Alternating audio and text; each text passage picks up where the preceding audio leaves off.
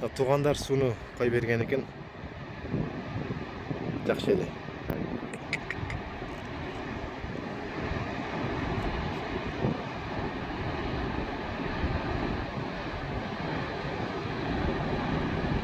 Сонун агып атат.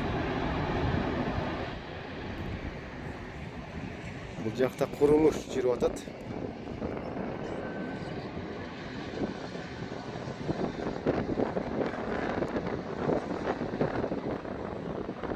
Талас суусуна кой берген экен. Жакшы каналда.